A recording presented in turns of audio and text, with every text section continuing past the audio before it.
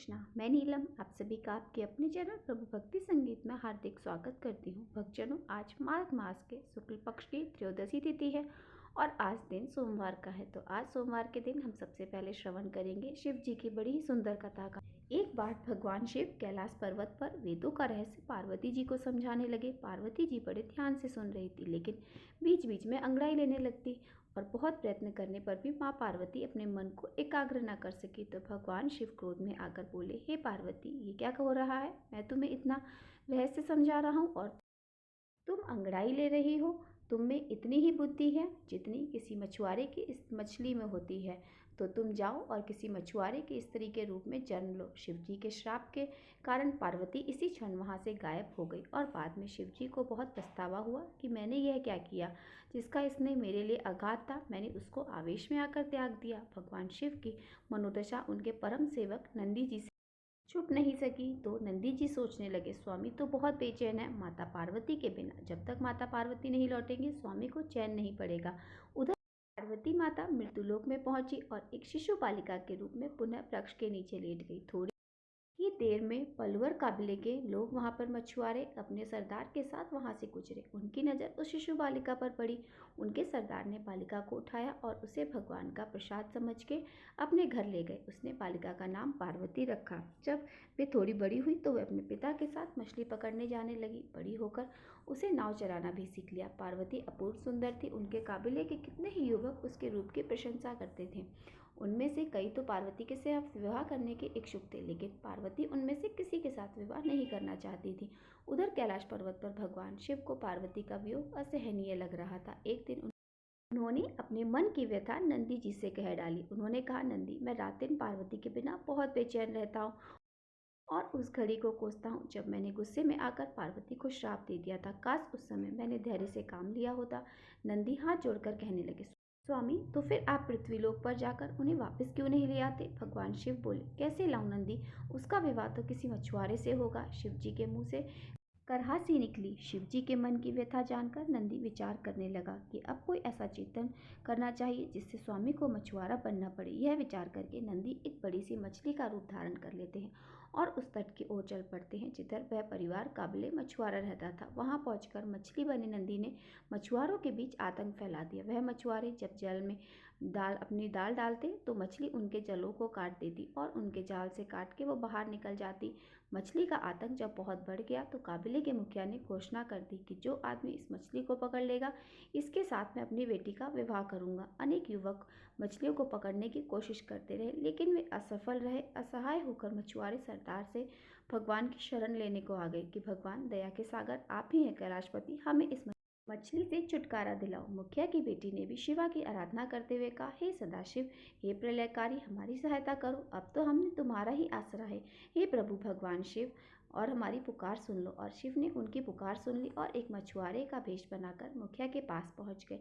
उन्होंने मुखिया से कहा, मैं उस मछली को पकड़ने के लिए आया हूँ। मुखिया, मैं उस मछली को पकड़ने के लिए आया हूँ। मुखिया ने कहा, अगर ऐसी बात है, अगर तुमने उस मछली को पकड़ लिया तो हम हमेशा, हमारी जाति सदैव तुम्हारे गुणगान गाएगी। अगले दिन भगवान शिव एक बहुत बड़ा जाल लेकर सागर के जल में उतर पड़े। उन्होंने जाल फेंका तो मछली आकर उसमें फंस गई, जो वास्तव में नंदी जी थे। मछली बने नंदी सोचने लगे कि मेरा काम तो हो गया, अब स्वामी और माता का मिलन हो जाएगा। शिव जी मछली को किनारे ले आए। मछुआरे उनकी जय जयकार करने लगे। उनके सरदार बोले, तुमने तो हमें उबार लिया, हम इस संकट में फंस गए थे। युवक, अब हम किस तरह तुम्हारा आभार व्यक्त करें? फिर वचन के अनुसार मछुआरे सरदार ने बड़ी धूमधाम से अपनी पुत्री का विवाह उस युवक के साथ कर दिया। मछुआरे शिव और माता पार्वती के विवाह के बाद नंदी अपने असली रूप में प्रकट हो गए और उन्हें अपनी पीठ पर बिठाकर वापस कैलाश पर्वत पर आ गए। शिव जी की अंतर्वेदना दूर हो गई और पार्वती जी भी शाप से मुक्त हो गई। जीवन चक्र पहले की तरह चल पड़ा। तो ये थी आज की कहानी। आशा करती हूँ आपको आज की कहानी पसंद आई होगी। अब हम सुनेंगे माघ मास का महात्म्य का अगला अध्याय। आगे के अध्याय में श्री सूत जी कहते हैं कि कात्यायनी ने हाटकेश्वर क्षेत्र में वास्तुपद नामक उत्तम तीर्थ का निर्माण किया था, जो मनुष्य की समस्त कामनाओं को पूर्ण देने वाला था। वहां पर 48 देवताओं की पूजा होती है, जो पूजित होने पर उसी क्षण सिद्धि प्रदान कराते हैं। याज्ञवल्क्य के पुत्र कात्यायन और विश्वकर्मा जी ने वहां संसार के हित के लिए शालाकर्म आदि करके वस्तु पूजा की थी। इसलिए उस क्षेत्र में वास्तुपद नामक तीर्थ स्थान प्रसिद्ध हुआ। इसलिए हमारे धर्म में वास्तुशास्त्र को भी इतना महत्व दिया गया है। इसके दर्शन करने पर मनुष्य पाप से तथा कर्म नाश के दोष से दूर हो जाता है। और घर में जो शिला कुत्सित पद और कुवास्तु जनित दोष होते हैं, अर्थात जो वास्तु दोष घर में होते हैं, वे उस तीर्थ के दर्शन से मिट जाते हैं। यानी कि घर में चाहे कैसा भी वास्तु दोष क्यों ना हो, अगर व्यक्ति सच्चे मन से उस तीर्थ के दर्शन करता है तो उसके वो सभी दोष मिट जाते हैं।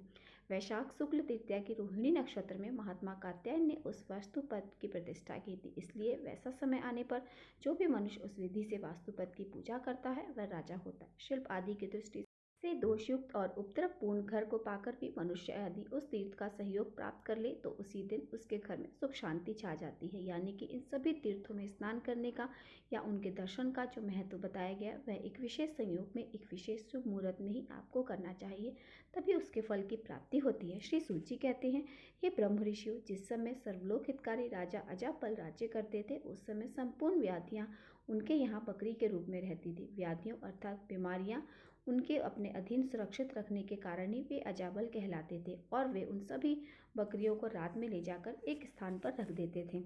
इसलिए उन अजाओं का अर्थात उन बकरियों का आश्रय स्थान अजाक के नाम से प्रसिद्ध हुआ। हाटकेश्वर क्षेत्र में अजागर नामक जो तीर्थ है वह दर्शन करने पर धरती के सभी मनुष्य के पापों का नाश करने वाला है। वे प्रभु, उस क्षेत्र में एक समय कोई तपस्वी रूपधारी ब्राह्मण आया और तीर्थ यात्रा के प्रसंग से रात में वहां ठहरा। उसने उस अजावर को निर्भय बैठा देखा, यह अनुमान किया कि यहाँ निश्चय ही कोई मनुष्य रहता होगा, नहीं तो रात को इस वन में रक्षक से रहित पशु भला कैसे टिक सकते हैं। वो रक्षक कहीं से आता ही होगा, इसलिए मैं भी निर्भय होकर यहीं रहूंगा। इस प्रकार विचार करते हुए वह तपस्वी ब्राह्मण वहीं सो गया। सोते सोते उसकी सारी रात बीत गई। सोकर उठने पर वह बहुत थका हो गया। सवेरा होने पर जब उसने अपने शरीर को देखा तो उसने अपने आप को कोढ़ आदि रोगों से घिरा पाया। उस स्थान में एक कदम भी कहीं और जाने की शक्ति उसमें नहीं रही। उन भयंकर रोगों से युक्त होकर वह सोचने लगा कि क्या कारण है, मेरा शरीर अचानक ऐसा कैसे हो गया। इतने में ही वहाँ एक तेजस्वी पुरुष आए। उन्होंने उस अजायुत को तरह तरह के नामों से पुकारा और हाथ में डंडा लेकर सबको चराने के लिए ले चला। इसी समय उसकी दृष्टि भय और रोगों से घिरे उस ब्राह्मण पर पड़ गई जो कहीं भी जाने में असमर्थ था। तब राजा ने बड़े आदर से पूछा, हे ब्राह्मण देवता, आप कौन हो जो इस दशा में इस स्थान पर आए हो। मेरे राज्य में तो कहीं किसी को किसी भी प्रकार का कोई रोग नहीं है। आपने भी तो मेरा नाम सुना ही होगा। मैं ही राजा अज हूँ। लोगों के हित के लिए मैं सभी रोगों को अजा के रूप में एकत्र करके उनकी रखवाली किया करता हूँ। आपके शरीर में जो रोग है उसे बताओ, मैं भी उस रोग को बांध दूंगा। ब्राह्मण ने कहा, राजन, मैं तो तीर्थ स्थान में तत्पर होकर समस्त भूमंडल पर भ्रमण करता हूँ। क्रमशः घूमता हुआ इस हाटकेश्वर क्षेत्र में आया हूँ। इन पशुओं को देखकर यहाँ किसी भी मनुष्य के स्थित होने की संभावना करके रात में मैं यहीं इनके पास सो गया था। सवेरा होने पर जब अपने शरीर को देखा तो यह कोढ़ रात रोगों से घिरा हुआ था। हे राजन, ऐसा होने का क्या कारण है, इसे मैं तो ठीक से नहीं समझ सका। अब जिस प्रकार मेरा शरीर निरोगी हो जाए वह उपाय करो। तब राजा अजपाल ने उन रोगों से कहा कि किसने मेरी आज्ञा भंग की है। तब वह सभी रोग जो उन ब्राह्मण देवता के शरीर में प्रवेश कर गए थे कहने लगे, राजन, इस काम में आप हम लोगों पर क्रोध ना करें। इस ब्राह्मण के शरीर में राज यक्षमा, कोढ़ और खुजली, इन तीनों रोगों का आवेश हुआ और यह तीनों ही संसर्ग रोग हैं, अर्थात संक्रमण से फैलने वाले रोग हैं। इनमें से प्रथम तो दो रोग जो अमिट है, जो कभी नाशी नहीं हो सकते, कभी खत्म नहीं हो सकते, इन दोनों के लिए ब्रह्मा जी का श्राप है, जिससे इनकी निवृत्ति नहीं होती। अतः इस विषय में आपको जो भी ठीक लगे करो। इस ब्राह्मण ने स्वयं ही इन तीनों अजाओं अर्थात रोगों का स्पर्श कर लिया था। यानी कि वहाँ पर जितनी भी बकरियाँ थी वह सभी रोगों के नाम पर थी। जितनी भी बीमारियाँ होती हैं उन सभी के नाम पर वहाँ पर उन बकरियों को लाया गया था। यह 3 रोगों वाली बकरियों को जब ब्राह्मण ने छू लिया तब उन्हें इस प्रकार का रोग हो गया था। इसलिए वे रोग कहने लगे कि अतः अब जब तक शरीर रहेगा तब तक वे 2 रोग तो अवश्य ही बने रहेंगे। कौन से 2 रोग? राज्यक्षमा और कोढ़। राज्यक्षमा टीवी को कहते हैं, टीवी जो बीमारी होती है, और दूसरा कोढ़ जिसके बारे में सभी लोग जानते होंगे। लोगों की बात सुनकर यजापाल वहीं ठहर गए और फिर ब्राह्मण से कहने लगे, हे ब्राह्मण देवता, आपको भय नहीं करना चाहिए। इस भयंकर रोग से मैं तुम्हारी रक्षा करूंगा। ऐसा कहकर राजा ने बहुत भारी तपस्या की। वे भक्तिपूर्वक दिन रात उस क्षेत्र की देवी की आराधना करने लगे। मुंड, अर्थविशीष, क्षेत्रपाल सूक्त और वास्तु सूक्त के मंत्रों द्वारा देवी की स्तुति करते हुए सरसों तेल, फूल, गुगल और धूप की आहुति देते। इसके बाद नील रुद्र का विशेष रूप से जप किया करते। एक समय जब रात हो रही थी, उनके होमकुंडों से मंत्रों द्वारा आकृष्ट हुई उस क्षेत्र की देवी धरती फोड़कर प्रकट हुई और बोली, राजन, मैं इस क्षेत्र की अधिशास्त्री देवी हूँ। इस होम के प्रभाव से तुम पर प्रसन्न होकर मैं पृथ्वी से निकली हूँ।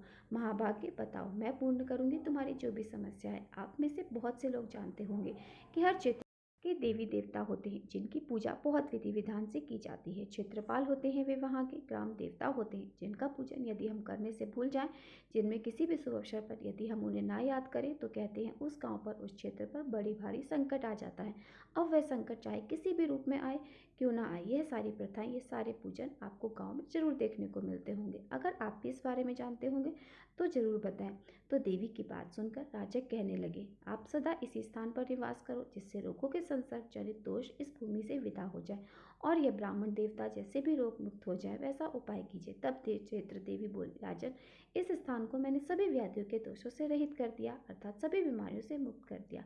आज से मैं सदा यही निवास करूंगी। इस समय से जो भी व्याधिग्रस्त पुरुष इस स्थान पर आएगा और भक्ति पूर्वक मेरी पूजा करेगा वह पूर्णतः निरोगी हो जाएगा।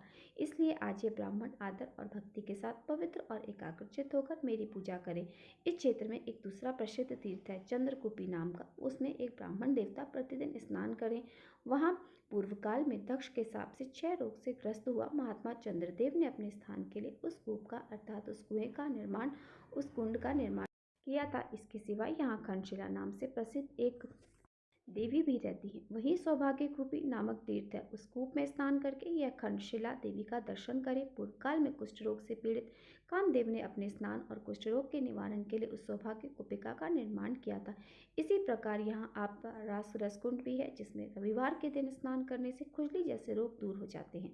इसके बाद ब्राह्मण देवता ने परम पवित्र चंद्रकूपिका में स्नान करके भक्ति भाव से देवी का पूजन किया। एक मास तक पूजा करने के बाद टीबी की बीमारी से वे मुक्त हो गए। इसके बाद कामदेव निर्मित सौभाग्य कूपिका का दर्शन और उसमें स्नान करके वे खंडशिला देवी का दर्शन प्रतिदिन करने लगे। एक मास तक ऐसा करने से उन्हें कुष्ठ रोग से मुक्ति मिल गई। उसके बाद रविवार को अप्सराओं के कुंड में स्नान करने से खुजली भी जात चली गई। रोग मुक्त होकर वह ब्राह्मण अत्यंत तेजस्वी दिखाई देने लगे और फिर उन्होंने बहुत प्रसन्न होकर राजा को आशीर्वाद दिया और उनसे विदा लेकर अपने अभिष्ट स्थान को चले गए। इसके बाद राजा अजय पुन अपनी पत्नी के साथ पाताल लोक में हाटकेश्वर क्षेत्र के समीप चले गए। अज ने वहां पर स्थित रहकर उस क्षेत्र की देवी सब और अजाग्रह के नाम से विख्यात हुई। आज भी राज रक्षमा से ग्रस्त उस मनुष्य उस विधि से देवी का पूजन करता है तो वह शीघ्र ही निरोगी हो जाता है। हजारों साल पुरानी यह तीर्थ या कुंड बहुत सारे मुगल शासकों द्वारा नष्ट कर दिए गए, जिस कारण से अब इसका अस्तित्व भी नहीं चलता। बहुत सारे तीर्थ ऐसे हैं, बहुत सारे कुंड ऐसे हैं जिनका वर्णन आपको केवल पुराणों में ही सुनने को मिल सकता है क्योंकि इनका अस्तित्व अब रहा ही नहीं।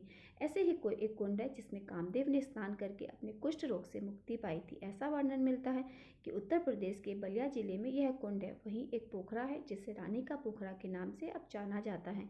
क्योंकि नाम बदल दिए गए हैं इसलिए आपको उनके अस्तित्व रूप की जानकारी केवल पुराणों की कथा सुनने से ही प्राप्त हो सकती है। श्री सूत जी यहाँ पर ऋषियों इसे कहते हैं एक ऐसी पतिव्रता की शक्तियों के बारे में बता रहे हैं जिसने अपनी पतिव्रता शक्ति से अपने मरे हुए पति को पुनः नवजीवन की प्राप्ति कराई। श्री सूत जी कहते हैं पूर्व काल में श्रेष्ठ नगर वर्धमानपुर में वीर शांत नाम से विख्यात एक ब्राह्मण रहते थे। विवेद विद्या में प्रवीण थे। उनकी एक कन्या उत्पन्न जो प्रमाण से बहुत बड़ी थी, परंतु वह कुमारी धीरे धीरे युवावस्था को प्राप्त हुई। प्रमाण से अधिक बड़ी यानी कि अपनी उम्र के हिसाब से बहुत लंबी चौड़ी। किसी भी पुरुष ने जब वह बड़ी हुई तो उसका वरण नहीं किया, उसे अपनी पत्नी स्वरूप में स्वीकार नहीं किया। इस कारण सभी लोग उस कुमारी को बहुत बड़ा बताकर त्याग कर देते थे। इससे वैराग्य को प्राप्त होकर उस कुमारी ने घोर तपस्या की। इस प्रकार तपस्या में लीन हुई उस कन्या ने के समीप राजा संपदा उपस्थित हुए और उस समय देवराजेंद्र ने उसे प्रत्यक्ष दर्शन देकर कहा, शुभे, तुम कन्यावस्था में ऋतुकाल को प्राप्त हुई हो, इस कारण सदोष हो गई हो, अतः किसी पति का वर्ण करो जिससे पतिव्रता को प्राप्त होगी। यह सुनकर उस कन्या को बड़ी लज्जा हुई। उसने वर्तमान में जाकर कहा कि यदि कोई कुलीन ब्राह्मण मेरे साथ विवाह करेगा तो मेरी तपस्या का आधा फल उसे प्राप्त हो जाएगा, मेरी आधी तपस्या उसकी हो जाएगी और मैं उसका कल्याण करूंगी। यह सुनकर किसी कोढ़ी ब्राह्मण ने उसे बुलाकर कहा कि अगर तुम सदा के लिए मेरी हो जाओगी तो मेरे कहे अनुसार चलोगी तो मैं तुमसे विवाह करूंगा।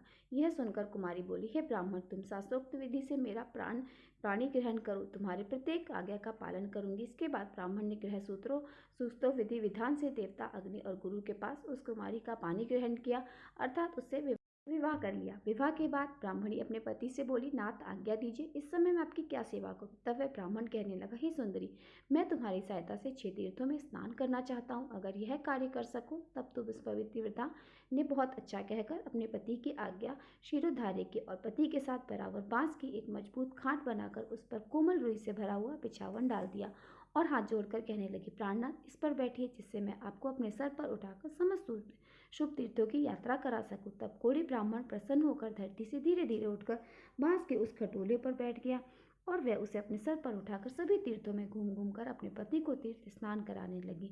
क्रमशः समूची पृथ्वी पर घूमती हुई एक दिन शाम होते होते वह हाटकेश्वर क्षेत्र में जा पहुंची। उस समय बहुत थकी हुई थी, थकान के मारे उसके पैर लड़खड़ा रहे थे। उसी प्रविदेश में उस दिन मुनिवर मांडव को शूली पर चढ़ाया गया था और वे अत्यंत दुख सहन करते हुए शूली पर बैठे हुए थे। पतिव्रता दीर्घ का माथे पर भार लेकर उसी रास्ते से निकली। उसके धक्के से वह शूल हिल गया और मुनिवर मांडव का शरीर भी विचलित हो गया, जिससे उन्हें भारी पीड़ा हुई और वे दुखी होकर बोले, हाय, किसी पापी ने मेरे शूल को हिला दिया, जिससे मुझे दुखी का दुख और भी बढ़ गया है।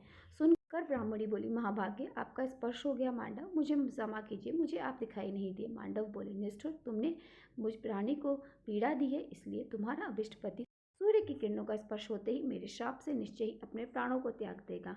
वह बोली, अतः अगर प्रातःकाल मेरे पति की मृत्यु होगी तो अब सूर्योदय होगा ही नहीं। ऐसा कहकर दीर्घा वहीं धरती पर बैठ गई और पास के खटोले में बैठे पति को उसने वहां से उतार कर बाहर बिठा दिया और उस समय उसका पति उसे कहने लगा, प्रिय, मुझे प्यास लग रही है, इसलिए पीने के लायक शीतल जल लेकर आओ। ऐसा सुनते ही वह पति की आज्ञा का पालन करने के लिए उत्सुक होकर पानी लेने के लिए इधर उधर घूमने लगी, किंतु अंधेरे में उसे कहीं जल नहीं दिखाई दिया। तब उसने धरती पर आघात किया और मांडव मुनि ने देखते ही देखते निर्मल और स्वादिष्ट जल वहां से निकाल लिया और बड़ी मेहनत से कष्ट पाते हुए अपने पति को उस जल से स्नान कराया और उन्हें जल पिलाकर स्वयं भी पिया। उस समय पतिव्रता के भय से सूर्यदेव उदित ही नहीं हुए। उसने प्रातःकाल आने पर बहुत देर हो गई। रात को बहुत बड़ी देखकर यज्ञ कर्म करने वाले शांतचित्त ब्राह्मण बहुत दुखी हो गए। देवता यज्ञ भाग से वंचित होकर बड़े कष्ट में पड़ गए और सूर्य नारायण के निकट जाकर बोले, हे दिवाकर, आपका उदय क्यों नहीं हो रहा? देखिए तो आपके बिना संपूर्ण जगत व्याकुल हो रहा है। तब सूर्यदेव कहने लगे, देवताओं, मैंने पतिव्रता के आदेश से अपना उदय रोक रखा है, अतः आप सब उसके पास जाकर मेरे उदय के लिए अनुरोध कीजिए। उसकी आज्ञा होने पर ही मैं सुखपूर्वक उदय हो पाऊंगा और अश्वमेध यज्ञ के अनुष्ठानों से जो फल प्राप्त होता है उसका उस स्त्री को फल प्राप्त हो चुका है, वह उस सूर्य को रोक रही है। यह सुनकर सभी देवता ने उस उत्तम क्षेत्र की ओर गए और दीर्घकाल खड़े होकर बड़े कोमल वचनों में कहने लगे, पतिव्रते, तुमने जो सूर्य के उदय को रोक दिया है बिल्कुल अच्छा नहीं किया है, क्योंकि इससे पृथ्वी पर सभी शुभ कर्म का अनुष्ठान रुक गया है। अतः हे शुभ, तुम आज्ञा दे दो जिससे सूर्यदेव उदय हो जाए। सुनकर दीर्घकाल बोली, मांडव मुनि, मैंने तो अपने पति को श्राप मुक्त करने के लिए उन्हें रोक रखा और जब तक मेरे पति रहेंगे तब तक सूर्योदय नहीं होगा, और अगर सूर्योदय हो गया तो मेरे पति नहीं रहेंगे। मुझे सूर्योदय से यज्ञ और शेषरात और दान आदि से भला क्या प्रयोजन रह जाएगा। तब सभी देवता एक दूसरे की ओर देखकर फिर से दीर्घकाल भद्रे, सूर्य को उदय होने दो। सभी बोलने लगे, आप सूर्य को उदय होने दो, जब सूर्य उदय होगा तो इनका जो श्राप है वो भी सत्य हो जाएगा। आपका पति जब मृत्यु लोक को प्राप्त हो जाएगा और जब वह मृत्यु लोक को प्राप्त हो रहा होगा, अर्थात जब वो रास्ते में उनकी मृत्यु होगी, तब हम उन्हें पुनः जीवित कर देंगे। उस समय तुम्हारे पति की अवस्था 25 वर्ष की हो जाएगी और तुम भी बड़े सुंदर रूप में अपने पति का दर्शन कर पाओगे और तुम भी 16 वर्ष की सी सुंदर अवस्था से युक्त और कोमल कमल के समान नेत्रों वाली होकर अपनी इच्छानुसार मृत्यु लोक में सुख का उपभोग करोगी। यह पाप रहित मुंडीवर मांडव भी शूल भेद की पीड़ा से मुक्त होकर सुख के भागीदार हो जाएंगे। दीर्घकाली ने हाँ कह दिया और भगवान सूर्य बड़े उससे उदित हुए और सूर्य के किरणों का स्पर्श होते ही कोढ़ी ब्राह्मण की मृत्यु हो गई, किंतु देवताओं के हाथों का स्पर्श पाकर वह पुनः उठ खड़े हुए। उसकी अवस्था 25 वर्ष की सी हो गई और ऐसा लगता था मानो दूसरे कामदेव आ गए हों। उसे अपने पूर्व जन्म की सभी बातों का स्मरण था, इसलिए इस नए जन्म में उसने बड़ा हर्ष हो रहा था। दीर्घ का भी भगवान शंकर का स्पर्श पाकर दिव्य लक्षणों से युक्त युवती हो गई थी। उसके नेत्र कमल दल के समान शोभा पा रहे थे और मुख चंद्रमा के समान मनोहर लग रहा था। फिर देवताओं ने मांडव मुनि को शूली से उतार कर कहा, मुनि, आपने जो श्राप दिया था वह आपका वचन सत्य किया गया। सूर्य की किरणों के स्पर्श से वह कोढ़ी ब्राह्मण मर गया। इसके बाद पुनः हमने इसे तरुण जीवन प्रदान किया है। अतः अब आप आश्रम को पधारिए और हमसे वर मांगिए। हरे कृष्णा। आज का अध्याय बस इतना ही। इसके आगे का वृत्तांत आप सब अगली वीडियो में जरूर सुनिएगा। आशा करती हूँ आपको आज का वीडियो पसंद आया होगा। हरे कृष्णा।